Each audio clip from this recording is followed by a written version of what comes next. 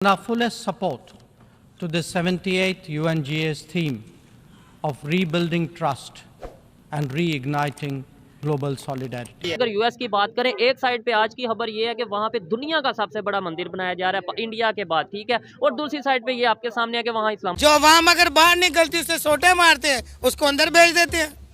अगर कोई बिजली का बिल लेकर निकला है तो उसे पकड़ के मारते हैं, और ये बाहर निकले इसकी आवाज छीन लो। I mean, we support India on that. Having said that, also, I mean, in my life, The G20. Our vision of one earth, one family, one future. खबर ये आ रही है कि अमेरिका में इंडिया के बाद दुनिया का सबसे बड़ा मंदिर बनाया जा रहा है। अमेरिका में दुनिया का सबसे बड़ा हाथ से तराशा गया हिंदू टेंपल बनाया गया है, जिसका बहुत जल्द इफ्तिताह होने वाला है। इस टेंपल को 185 एकड़ रकबे आज़म और वजीर खारजा अमेरिका में है, लेकिन किसी अमेरिकी शख्सियत जो कि हुकूमत में उनसे मुलाकात नहीं हुई। आज मैं देख रहा था कि हमारे फॉरेन मिनिस्टर की हम देख रहे हैं कि दिन ब दिन इंडिया और अमेरिका के ताल्लुकात बड़े अच्छे होते जा रहे हैं। दुनिया का सबसे बड़ा हिंदू टेंपल जो कि हाथ से तराश कर बनाया गया है अमेरिका के अंदर, उसका इफ्तिताह 8 अक्टूबर को किया जाएगा, जो कि 185 एकड़ के रकबे पर बनाया जा रहा है। क्या कहेंगे आप इस पर? ये इंडिया हमारे से गद्दार है। अच्छा। और ये अमेरिका ने हमारी तबाही करी सियासतदान के हाथों से। हम लुटे हैं सियासतदान के हाथों से, इतने महंगाई कि ये सियासतदान करके चले गए। इंडिया कैसे गद्दार हुआ और अमेरिका कैसे गद्दार हुआ? ये अमेरिका ने तो ये सियासी बना के हमारी तबाही उतारी है इसने। अच्छा। जो भी आया उसने यही कहा कि वो चोर, उसके बाद तबाही होकर हमारी वो गई। जिया साहब जब गए थे हमारे गले के अंदर पैसा था, वो पैसा किधर गया? उसके बाद ही इतना पैसा इन्होंने ले लिया, वो पैसा किधर है? हम सारे पैसे दे रहे हैं, बिजली के बिलों में भी, गैस के बिलों में भी, और महंगाई तबाही हमारी फिर हो रही है। नहीं तो इसमें हमारा अपना कसूर है ना। अमेरिका कैसे कसूरवार हुआ? आपने अच्छी पॉलिसीज नहीं बनाई, आपने दूसरे मुल्कों के साथ बना कर नहीं रखी, तो आपका अपना, आपके हुक्मरानों का, हमारा पाकिस्तान के अवाम का कसूर हुआ। इसमें अमेरिका का कसूर कहाँ से आ गया? ये हुक्मरानों ने आगे नहीं आने दिया तो अवाम को क्या कहेंगे? जो अवाम अगर बाहर निकलती उससे सोटे मारते हैं, उसको अंदर भेज देते हैं। अगर कोई बिजली का बिल लेकर निकला है तो उसे पकड़ के मारते हैं, और ये बाहर निकले इसकी आवाज छीन लो। तो आपने ऐसे हुक्मरानों को वोट क्यों डाला? ये शहबाज शरीफ ने हमारे वोटों से आया है। फिर कैसे आया है? ये अमेरिका का पिट्ठू है। अच्छा। ये सियासतदान वो लोएगा यहाँ पर पाकिस्तान में जो अमेरिका के बूट साफ करेगा जाके। अच्छा चलिए, फिर मुझे चलिए ये बताएं कि अमेरिका के इंडिया के साथ ताल्लुकात इतने अच्छे कैसे हो गए? वो भी एक ही जबान है, वो भी एक ही जबान है।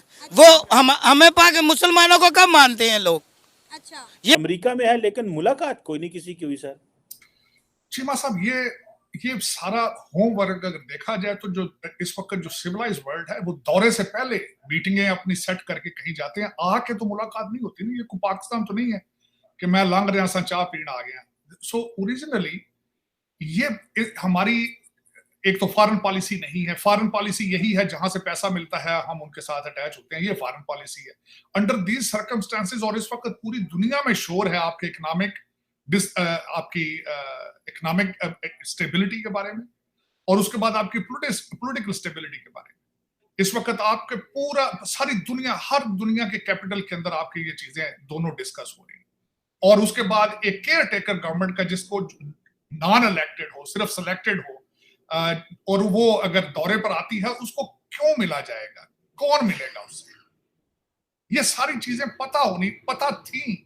इनमें जो भी आए हैं कोई बच्चा नहीं है, कोई 20 साल का जिसको पता ना हो, सारे मैच्योर लोग हैं। तौर पे अगर यूएस की बात करें, एक साइड पे आज की खबर ये है कि वहाँ पे दुनिया का सबसे बड़ा मंदिर बनाया जा रहा है इंडिया के बाद, ठीक है, और दूसरी साइड पे ये आपके सामने है कि वहाँ इस्लामोफोबिया की बात होती है। शायद यही रीज़न नहीं है कि वहाँ पे जब हम इस तरीके से स्टेटमेंट देते हैं या पाकिस्तान में इस तरीके से प्रैक्टिस होती हैं तो ये चीज़ें उनके सामने जाती हैं। देखिए, बात यह है कि इसमें मैं ये बात कहूँगा कि जब आप एक ख़ास किस्म का, एक ख़ास मतलब के फ़िक्र का लोगों का इस्लाम थोपने की कोशिश करेंगे ना, तो ये आज का शाखसाना नहीं है, ये 30-40 साल का शाखसाना है। कि जब आप एक ख़ास किस्म की सोच के लोगों को, इस्लाम के लोगों को लेके आएंगे, उनके थ्रू बयान दिलाएंगे और उनको अपनी गुड बुक में रखेंगे, उनका आप बटन ऑन कर देंगे तो लाखों लोग सड़क पे आ जाएंगे ऐसे ही और है। जनाब उनका मामला होगा तो वो खामोश हो जाएंगे।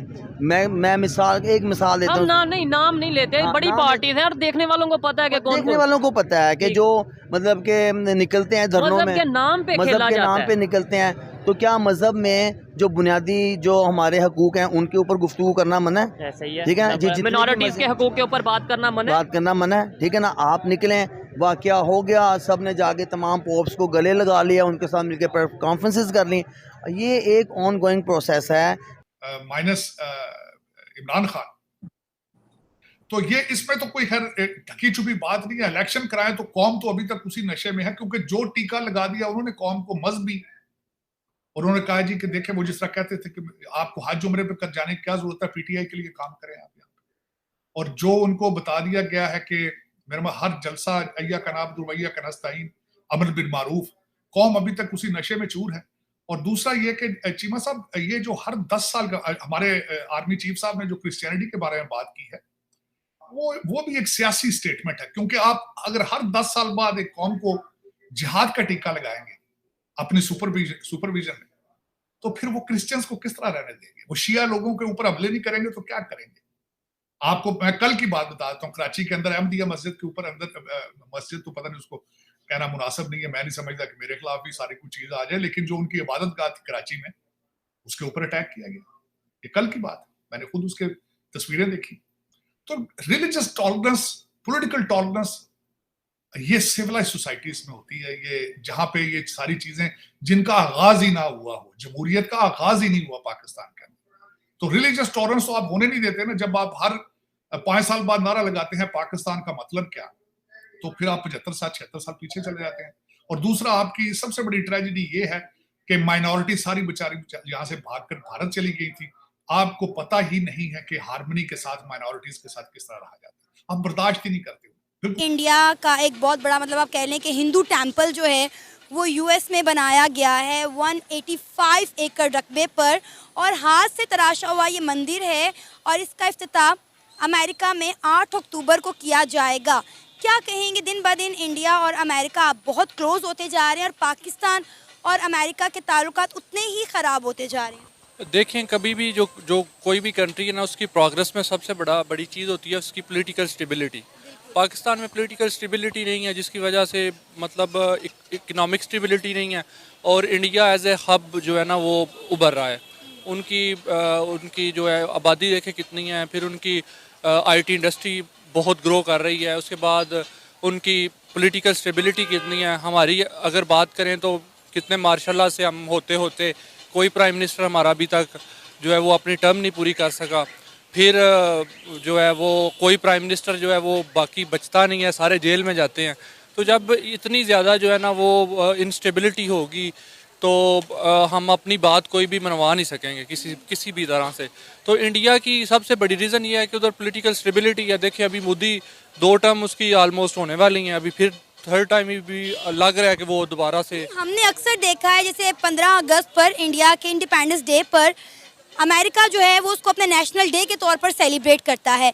अभी रिसेंटली G20 की मीटिंग हुई भारत के अंदर, जो बाइडेन खुद चलकर भारत में आए, तो आप देख सकते हैं कि वो कितना रिस्पेक्ट करते हैं नरेंद्र मोदी को। नरेंद्र मोदी देखें, जब उनकी मैं कुछ ऐसी बात नहीं करना चाहता जो आप चला ना पाएँ। आप करें, हम चलाएंगे, आप बात करें। उनकी देखिए, उनके लोगों से पूछे उनके चीफ ऑफ आर्मी स्टाफ कौन है, कोई हार्डली 1-2 बंदों को पता होगा, 10 में से कुछ 4-5 बंदों को पता होगा। वहाँ पे जो फॉरेन मिनिस्टर है उसकी पावर देखें और यहाँ पे देखें।